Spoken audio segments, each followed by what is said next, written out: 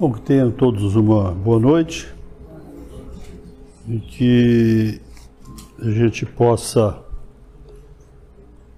fazer um pronunciamento, pelo menos tentando alcançar o conteúdo e o objetivo da mensagem contida no Evangelho, e que muitas vezes, dadas nossas dificuldades e incompetência, às vezes a gente não consegue clarear da forma como que os senhores merecem, mas o perdão, eu tenho certeza que no coração de cada um já está declarado, né, em meu favor.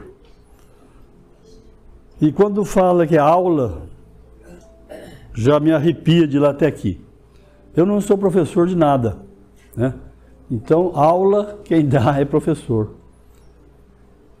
Eu até me lembro, o dia que eu fui professor, na cidade de Aparecido Taboado, no Mato Grosso, tinha uma escola fechada, escola de comércio, há muito tempo, porque não tinha professor na cidade. Aí chegamos nós para a inauguração da agência do Banco do Brasil lá, e acho que a dona da escola achou que tinha alguém competente lá. E saiu catando lá no banco quem queria dar aula. E eu recusei na primeira mão, tá? Mas ela insistia tanto, e acabei entendendo que a gente podia colaborar em alguma coisa. Então nós fomos dar aula lá. Então eu virei até professor naquele período. Mas era tanta matéria que você tinha que dar, porque não tinha professor de nada. Então selecionava matemática financeira, selecionava contabilidade, selecionava contabilidade industrial e virava uma confusão danada, pá. Mas conseguimos fazer com que a escola funcionasse, pelo menos, um ato de grandeza. Então quando fala professor, eu me reporto a essas dificuldades que eu já tive e que fiquei titulado, mas não fiquei com o aprendizado de professor. E nós estamos agora aqui na tentativa de colocar para vocês algo a respeito da doutrina.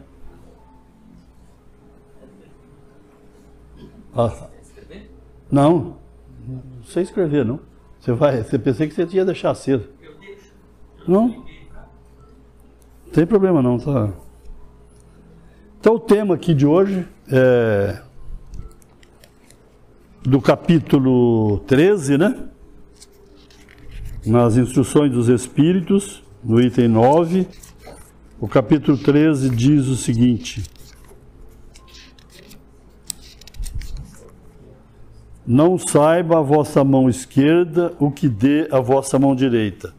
E o item 9, que é o que nos cabe tentar esclarecer algo para hoje, é a caridade material e a caridade moral.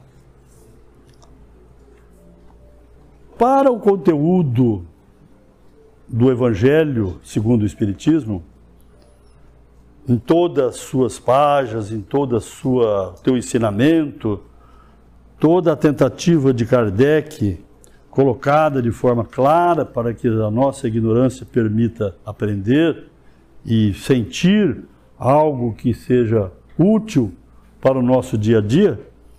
Então, essa mensagem, ela é bastante importante, porque quando fala em caridade material e a caridade moral, a caridade material já nos assusta, porque a gente que tem muito amor às coisas materiais, normalmente você imagina que para fazer a caridade material, você tem que enfiar a mão no bolso. E o bolso do ser humano é um lugar muito contaminado de escorpião. Ninguém gosta de botar a mão no bolso. Então, a possibilidade de fazer uma caridade material, ela traz uma porção de reflexos que você tem que reavaliar no seu comportamento do dia a dia. É difícil dar algo do seu para os outros e fazer com que isso seja uma caridade. Porque a caridade, para você doar, ela já tem que ter uma disposição interior do seu coração quando você está doando. E não simplesmente passar algo daquilo que você tem, normalmente de sobra, né, sem muito valor de amor naquilo que você está fazendo. Mas a caridade material é sobre esse aspecto que nós avaliamos o que o Evangelho diz. Nós precisamos realmente nos penitenciar, né, para deixarmos de recusar a ajuda material. Porque todo mundo tem necessidade de algo material. Se todos têm necessidade de algo material, e nós temos uma grande massa da população que tem algo mais dessas coisas que necessitam os outros, não seria, né, de mal alvitre que a gente pudesse distribuir algo daquilo que nós temos no material para atender às necessidades da pessoa que sofre a carência dos objetos materiais. Porque um prato de arroz e feijão, às vezes não custa nada para alguém, mas para quem passa fome, tem um significado extraordinário. Então, essa distância que tem daquilo que você vai distribuir para quem vai receber, é o que nós precisamos considerar, né, como sendo de utilidade. Porque não só o seu desejo de doar, que eu acho que tem que brotar no coração de cada um, mas na necessidade daquele que vai receber.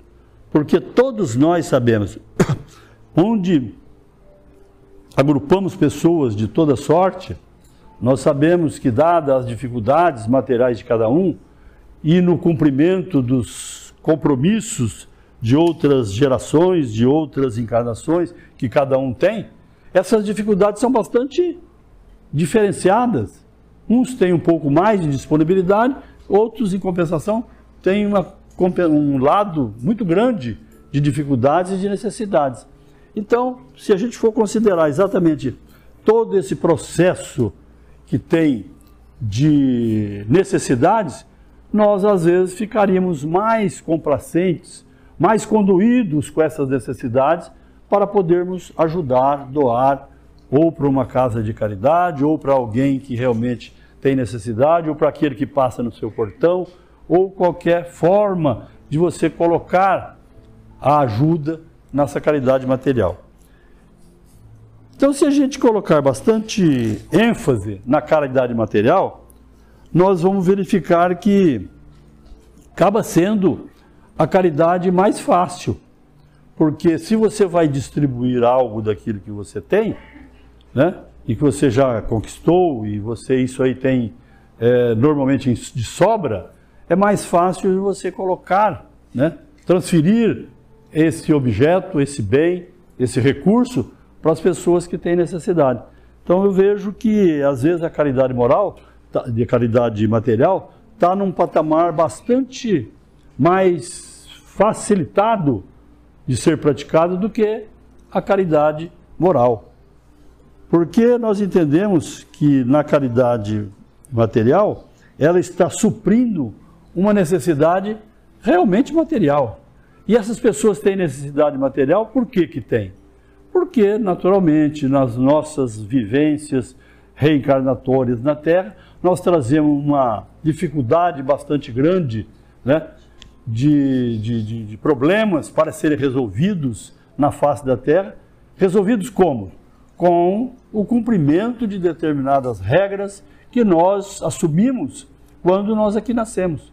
Toda vez que a gente faz uso de uma reencarnação nova, nós trazemos dentro de nós um escrito, né, ajustado com a divina providência, onde nós devemos cumprir determinadas situações. Então, nessa nossa reencarnação, a gente tem que estar ciente de que aquilo que você está fazendo na face da Terra tem um objetivo clássico e legal de necessidade de reparação.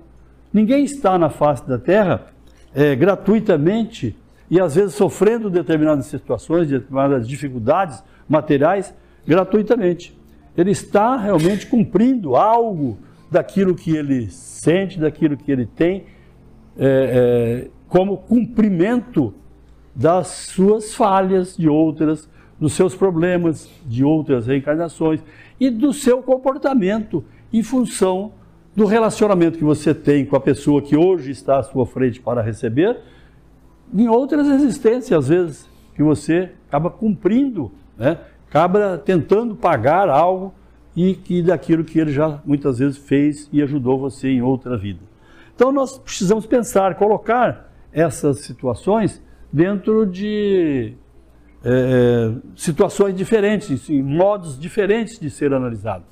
A nossa necessidade, ela é gradual, ela é proporcional aos nossos problemas, aquilo que nós temos que resolver na nossa existência. Então ninguém está gratuitamente sofrendo algo na face da Terra sem que tenha compromisso com a existência anterior para aplainar, né, a sua vida e partir para uma outra etapa já menos devedor, cumprindo os seus compromissos. E o lado material, ele às vezes é fundamental para que a gente possa, apesar de que seja um modo mais fácil da prática do bem, mas é um lado mais prático, porque o contato que você está tendo com a pessoa que necessita e você, diante da possibilidade de doar, você às vezes se dispõe a doar. Então, o Evangelho coloca aqui na primeira linha do livro, da caridade material e a caridade moral, o seguinte frase: amemo-nos uns aos outros e façamos aos outros o que quereríamos nos fizessem eles. Isso aqui não é um dito de todas as religiões que existem na face da Terra? Todas as religiões que são professadas na face da Terra, seja qual for a sua formação do credo de cada um, ela exige que você seja uma pessoa boa, que você seja uma pessoa de comportamento adequado e que você tenha uma forma de atuar, né, melhor em relação aos outros, com o objetivo de obter também a reciprocidade de amor que você tenta dar e você recebe. Então, aquele negócio de você dar aos outros aquilo que você realmente quer receber. Então, é uma troca de informações, uma troca de objetivos que você está fazendo quando você doa, quando você faz algo para as pessoas. E nesse entendimento que nós trazemos para, analisando a redação da parábola, é muito tranquilo para nós, principalmente que já estamos principiando já há alguns anos na doutrina espírita, mas eu digo sempre de principiante porque parece que a gente aprende muito pouco. E quem aprende pouco normalmente continua sendo principiante sempre. Então, como a gente não atua, às vezes adequadamente, na evolução espiritual nossa, a gente continua como principiante. E esse principiante vai até, às vezes, umas centenas de reencarnações, porque nós não sabemos quantas nós já passamos e quantas nós vamos passar ainda, né? O processo de depuração dos nossos problemas, que requer, naturalmente, uma atuação, né, na face da Terra, exige algo, às vezes, maior, de maior sacrifício do que aquilo que nós estamos tentando fazer no nosso dia a dia. Às vezes a gente acha que está sofrendo bastante, que tem muito problema, mas se a gente olhar para trás, a gente vai perceber que tem coisas piores. Tem uma frasezinha antiga, que eu não sei quem ditou, quando você está reclamando que você está comendo banana, se você olhar para trás, alguém está pegando a casca. Porque o processo de mudanças de diferentes pessoas é grande. Então nós precisamos compreender a extensão de tudo isso que acontece na vida de cada um. É difícil você ficar ponderando, ele está sofrendo e eu compreendo como espírita que ele sofre por razões e problemas dele, né? Então eu já me coloco na situação do lado que o problema é dele. Ele trouxe de outra vida, ele que vai pagar. Então não quero que, né, eu não quero me intrometer na amenização do problema pessoal dele.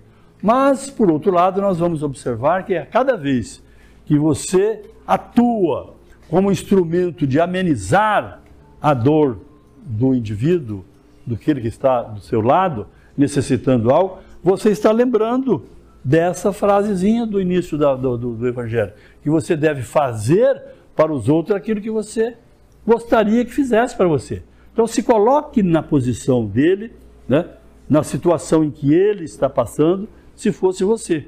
Qual seria a sua reação se você tivesse oportunidade de ser ajudado? Então é natural que nós precisamos ter consciência de que todos nós temos bastante compromisso, né, com a nossa vida de encarnado, porque Deus dá essa oportunidade e é realmente de grande valia para todos nós. Passamos aqui épocas boas, passamos épocas de dificuldades, chuva vem menos, outra hora vem mais, nós precisamos chover, estamos rezando, mas estamos rezando pouco, por isso que chove pouco. Então, às vezes, todas as coisas acontecem dentro de um processo de que nós é que temos que arcar com os problemas que às vezes são causados por nós mesmos. Então, isso é interessante a gente estar sempre ponderando que aonde estiver, né, a bondade de Deus e que você consiga absorver, né, esse sentimento divino na hora que você está de frente, ao lado de alguém que necessita, que lhe desperte o desejo de ajudar. Eu acho que é fundamental a gente ter essa noção de que quando você está ajudando, você está realmente trabalhando em prol de uma pessoa, embora você às vezes nem conheça, mas você sabe que é alguém que é filho de Deus e que está numa situação colocada diante de você como até instrumento, né, de amenizar a situação daquela pessoa. Porque você não sabe quem é, você não é seu conhecido, mas você está ajudando. Por quê? Porque é uma pessoa, né, irmão seu, sobre o aspecto divino e que está passando por uma situação de dificuldade. Então essa caridade material, ela envolve todo esse processo de desejo de doar, de dar e de participar das coisas materiais na sua distribuição. Então você faz um evento na casa de caridade, você ajuda aqui, por quê? Indiretamente você está contribuindo para aqueles que estão em situação pior e que são acolhidos na casa. Quer dizer, tudo isso aí você tem que ponderar, que é com um desejo e uma vontade de contribuir para aquele que realmente tem necessidade premente. Então, quando nós vamos avançando aqui no Evangelho, nós vamos percebendo o seguinte, no segundo parágrafo está dizendo o seguinte: direi ainda, não mais, que não teríamos, se fossem observados nesse mundo todas as sérias e serias felizes, não mais aí há ódios nem ressentimentos. Direi ainda, não mais pobreza, porquanto do supérfluo da mesa de cada rico, muitos pobres se alimentariam, e não mais veríeis nos quarteirões sombrios, onde habitei durante a minha última encarnação, pobres mulheres arrastando consigo miseráveis crianças, a quem tudo faltava. Então, o Evangelho coloca isso aqui como um relato, né, de fato real do Espírito que ditou a mensagem para nós, né? Então, isso é um fator interessante, um Espírito protetor de Lyon, 1860, que ditou isso aqui para nós. Então, ele está realmente de frente de um caso real, ele está de frente de um problema que ele vai enfrentar e que ele reconhece de grande valia, né? Então, esse problema atua como forma de experimentar os nossos desejos, experimentar o nosso, como estão as nossas vontades de ajudar, como está o nosso coração no sentido de distribuir. Quer dizer, faz uma observação importante, transferindo para nós, né, a necessidade de a gente ponderar que cada um que pede, que realmente tem necessidade. Se pudessem saber da alegria que experimentei ao encontrar no além aqueles a quem, na minha última existência, me fora dado servir. Quer dizer, veja bem a situação do espírito numa situação já depois de desencarnado. Ele encontrar na espiritualidade uma pessoa que você teve oportunidade de ajudar. Qual é condição boa para ele no cumprimento do dever enquanto encarnado. Quer dizer, são fatos reais que estão relatados para a gente observar. Quer dizer, se nós encontrarmos lá, na próxima passagem, para o outro lado, não, escuro não tem problema, né? Não, tem. Ah. Só vou desligar aqui para não tudo. Tá. Pode continuar, Tião. Então vai. Então, se a gente pode deixar o escurinho. Não sabemos nada mesmo, no escuro ou com luz.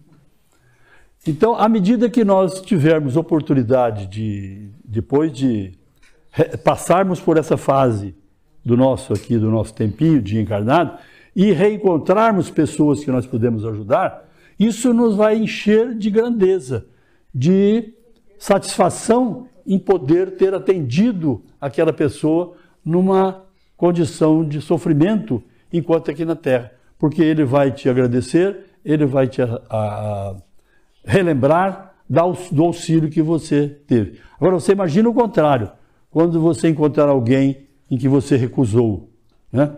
Deixou de atender por questões de egoísmo que normalmente nos habita os nossos corações. Então, isso é uma situação bastante diferente. Quer dizer, eu vou encontrar, vou perceber que eu não ajudei, que eu não fiz nada, que o que eu podia ter feito e não fiz. Então, tenho aí um encargo, mais um encargo de reparação dos meus problemas. Lembra-se da passagem do Evangelho que tem da rainha, que achou que quando ela morresse, como rainha ela seria recebida na espiritualidade. E que, na verdade, ela foi vista, foi olhada e foi reconhecida como rainha. Mas as suas condições morais e espirituais não guardavam o poderio da realeza. Então teve que arcar com as dificuldades naturais da pessoa que sofria. E ela via aqueles indivíduos e que tiveram, né, no seu súdito, na sua vida, né, e que eram pobres e que eram de extrema dificuldade e que ela não ajudou. Então ela sentia realmente aquele peso de consciência para poder perceber. Então a rainha declarou na sua mensagem que ela padecia pelo dever não cumprido. Embora dirigisse toda uma nação, ela não atuou no atendimento dos indivíduos que tinham necessidade, né? Então era realmente complicado para a gente avaliar sobre esse. Agora não enxergo lá, nós vamos até meia-noite, hein? Ah, não. A Ida levanta o braço lá. E a Dida enxerga lá? Oh, então tá bom, Dida. Então as coisas vão fazendo com que o nosso modo de ser, o nosso modo de pensar, ele tende a mudar com o tempo, né? Porque à medida que nós vamos ficando mais velhos e vamos nos afirmando dentro do processo doutrinário, isso, se a gente não for muito imbecil, a gente vai conseguindo captar algo, né, para o aprendizado. Isso você vai formando uma ideia da necessidade de ter, né, uma mudança no nosso dia a dia. Aquilo que nós estamos fazendo hoje, se nós não podemos fazer um pouquinho melhor amanhã, né? E nesse amanhã pode ser a véspera da nossa partida. Quem é que sabe? Quantos partem? Se alguém souber aqui de que dia que vai, me avisa que eu venho no velório. Mas se não avisar, às vezes eu perco. Então, mas se não souber, às vezes o alto-falante ali anuncia, né? Então também a gente fica sabendo. Lá em Buritama avisava na rua, mas agora não avisa mais. Eu já perdi muito velório, porque eu não fico sabendo. E tem um caso engraçado de um amigo meu, porque eu fui gerente de banco há muito tempo, e gerente de banco vai em tudo quanto é velório. Velório, batizado, casamento, ele vai em tudo.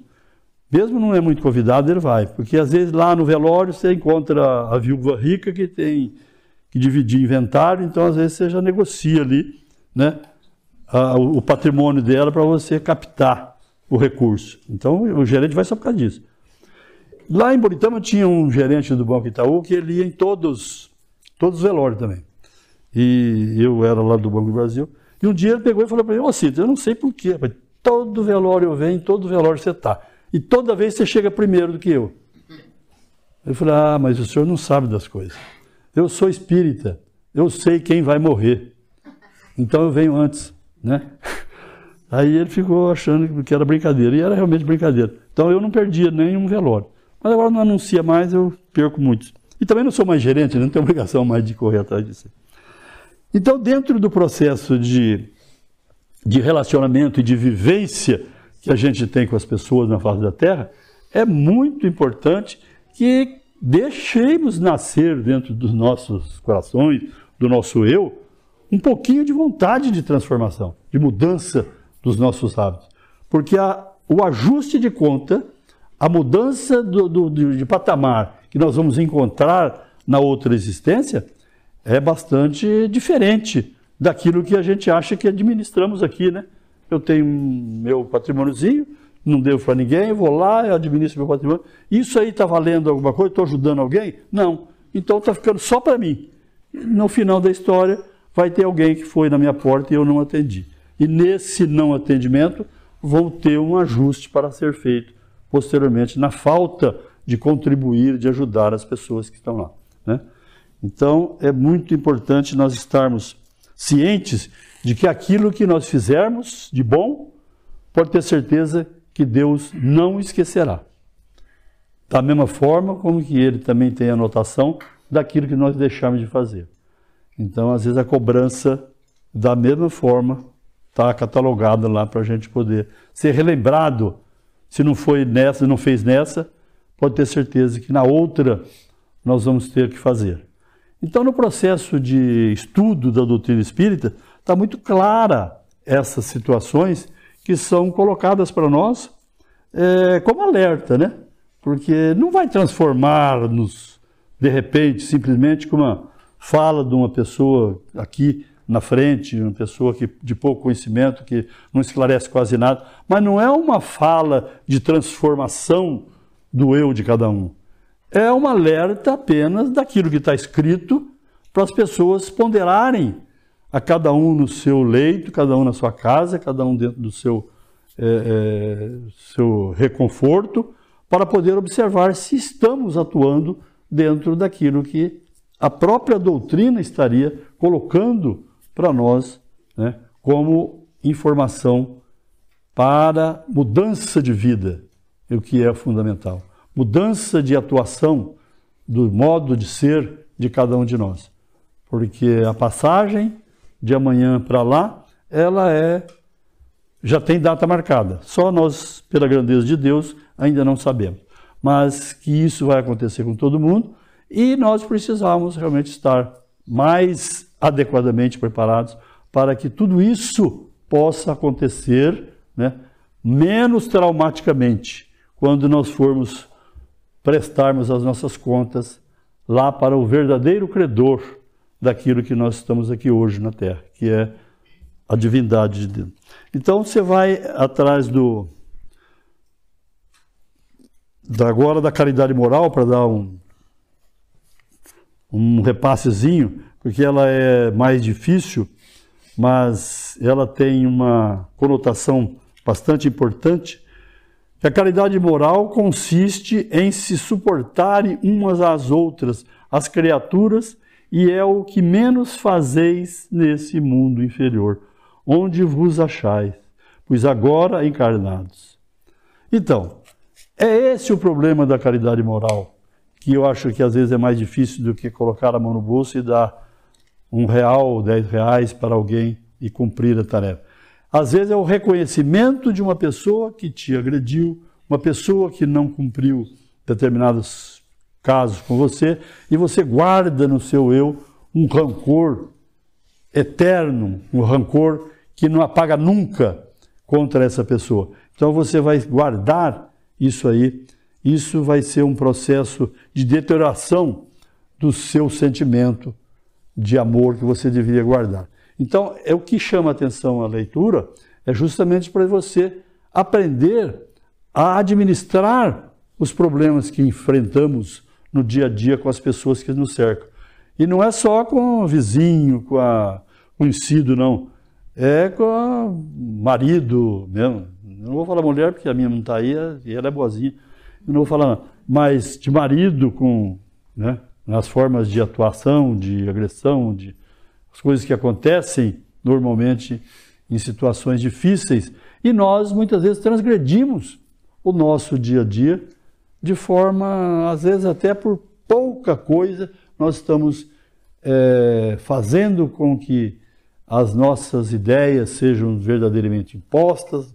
Nós somos autoritários, nós somos déspotas, nós somos incapazes de perdoar. Nós temos todos esses adjetivos que podiam ser qualificativos, né, mas desqualificam-nos para poder diante do desejo de Deus.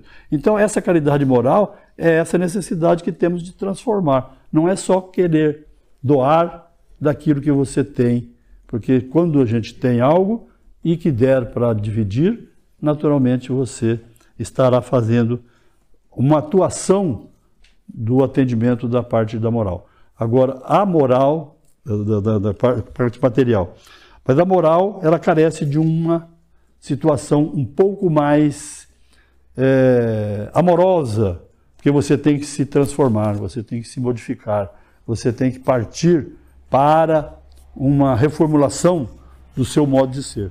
Então eu não consigo encarar uma pessoa se eu estiver de mau humor, se eu estiver que eu não gostar daquela pessoa, então eu vou viver de forma inadequada perante as pessoas. E aí eu não vou fazer nenhum adestramento de tolerância que eu devia ter.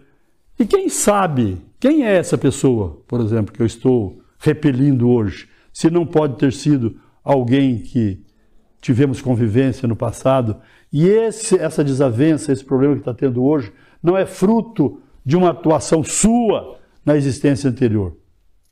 Você agrediu, você fez algo que não precisava fazer. Então você hoje está tratando rispidamente aquela pessoa, em troca de quê? Em troca do seu amargor, em troca do seu orgulho ferido, de outra existência, inclusive. Você traz essa marca, né, do passado e que, às vezes, aflora em todos os instantes dentro do nosso dia a dia. Então, esse comportamento de mudança diante das pessoas com quem nós convivemos é muito importante para nós todos. E vamos realmente colocar algo na nossa memória que ninguém está junto com alguém gratuitamente. As nossas famílias, nossos filhos, nossa mulher, os esposos, né? Até a sogra cabe no lugar, porque ela também tem compromisso de estar ali, às vezes aparando alguma aresta que nós tivemos distorcendo numa existência anterior, né? Eu até no dia que minha sogra morreu, tinha anotado para falar alguma coisa no velório, mas depois resolvi não falar não, porque eu ia ofender os filhos, né? Porque eu ia falar mal dos filhos que não atenderam ela, e eu ia falar que eu tinha atendido, aí eu estava me vangloriando. Então eu resolvi não falar nada.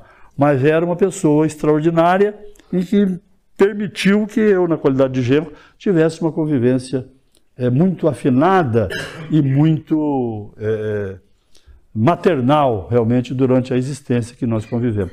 Isso não é porque eu era melhor que os outros genros, não. É que ela era boa e tinha um atendimento muito bom, um relacionamento bom com os outros. Então as qualidades estavam e estão nela até hoje. Mas o problema nosso é justamente isso aí. Quando a gente tem disposição para acertar... Fala o Macir lá. 35 ainda. Então está na hora, né? 35 que é o tempo, né? Você paga só para mim, para falar até 35, né? 35. Então eu não vou trabalhar de graça para você, não.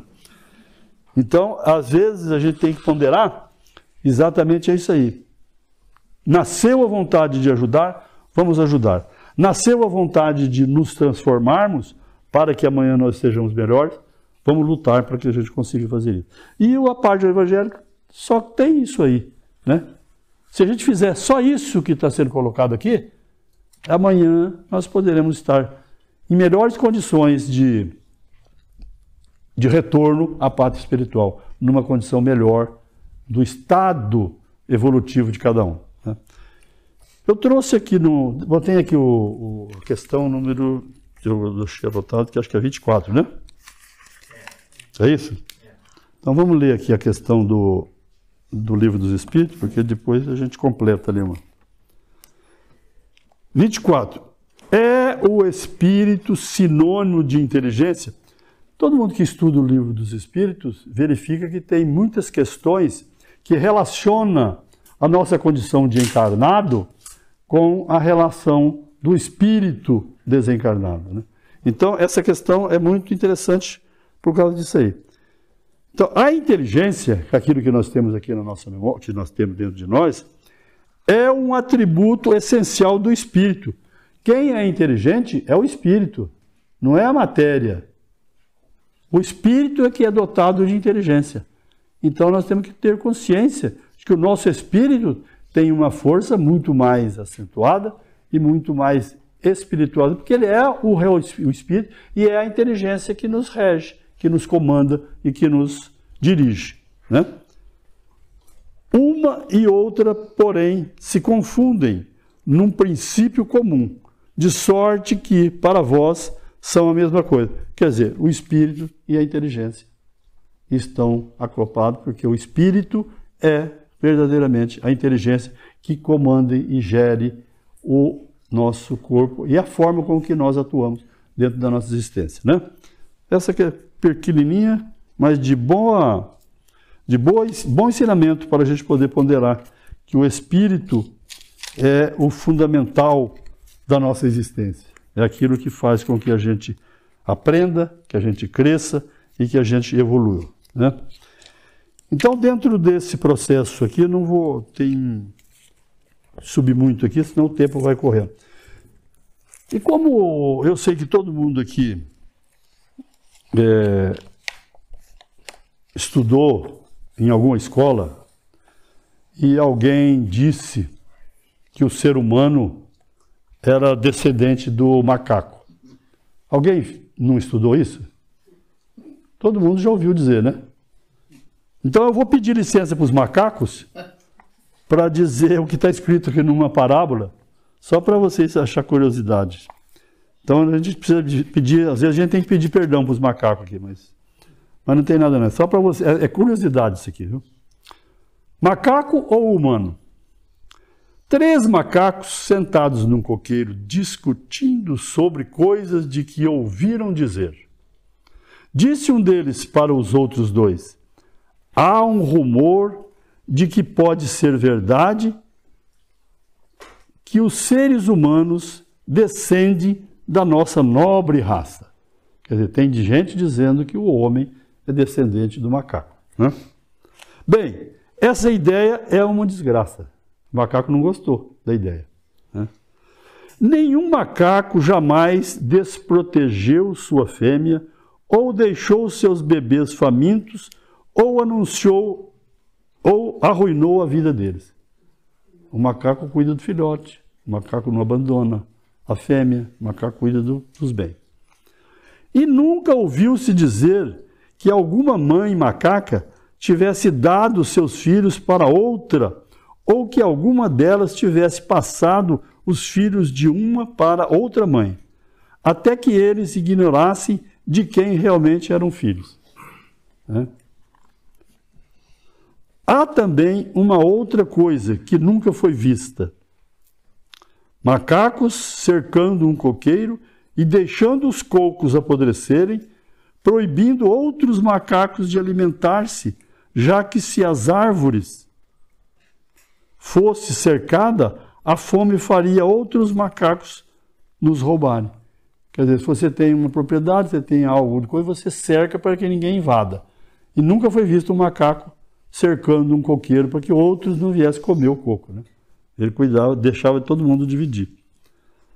Há ainda uma outra coisa que macacos jamais fizeram: sair à noite para roubar, usando arma de fogo, porretes ou facas para tirar a vida de outros macacos. Sim, os humanos descendem de uma espécie rude, mas, manos, com certeza eles não descendem de nós. Realmente o macaco não ficou muito feliz com a história de que ele descende os homens descendem dele. E realmente, se nós formos analisar, tem alguns comportamentos e que está dentro da natureza do homem que às vezes não são condizentes, né, com a normalidade, com a moralidade, com a forma com que ele atua diante do ser que convive com ele e outros mais. Sempre tem alguma agressão, sempre tem uma discussão, sempre tem algo que muitas vezes não tem lá entre o reino animal. Mas foi só como curiosidade que eu acho que uma forma da gente pensar, quando você fala em caridade, você fala em forma de ajudar os outros, se observarmos lá que o macaco não cerca o pé de coco para impedir que os outros também comam, né? É uma atitude bastante humanitária do macaco e que o homem às vezes não faz com muita tranquilidade e muita certeza que isso possa ajudar. E que Deus possa perdoar-me porque das fraquezas e das dificuldades e que vocês tenham o resultado positivo de cultuar a paciência de me ouvir até o final. Deus ajude nós todos e que possamos em breve retornar, se houver aí plateia que tenha disposição de ouvir. Muito obrigado a vocês.